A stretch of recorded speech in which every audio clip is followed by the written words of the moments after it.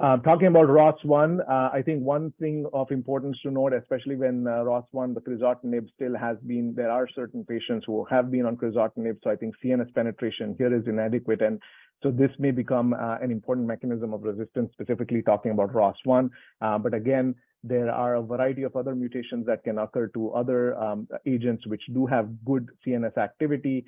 And again, there are, depending on what frontline strategy is, there are, again, off-target resistances and on-target resistances and other mechanisms.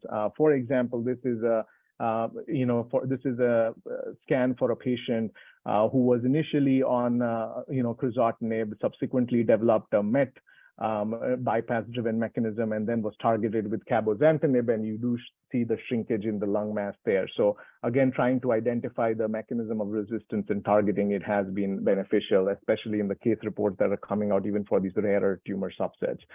For RET, again, there are quite a lot of unknown mechanisms of resistance, but again, you see the bypass mechanisms are quite prevalent, and then some of those may actually have on-target resistance to MET.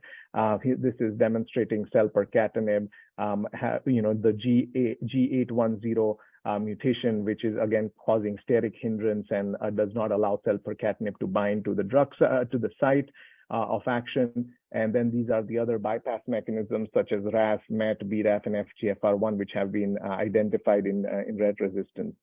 BRAF, sort of a similar story. I think BRAF particularly, currently we are only able to target V600E with the dabrafenib-trametinib combination. There are other agents in development, both for that as well as for overcoming bypass resistance, especially with the pan-RAF inhibitors. We can also inhibit the other RAFs, except for the BRAF, and especially the downstream ERK pathways as well.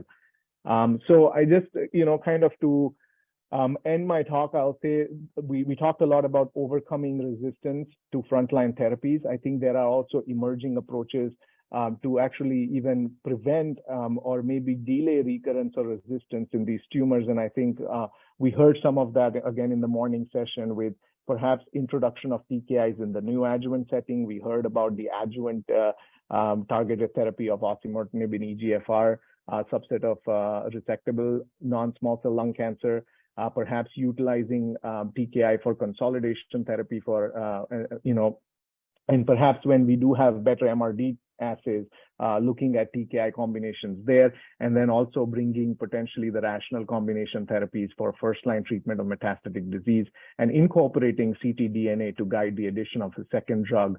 I think these are some of the emerging approaches. None of these are currently standard of care except for the osimertinib, but this is just some thoughts and where I think the field is heading in the future. So with that, I would like to end my talk and thank you so much.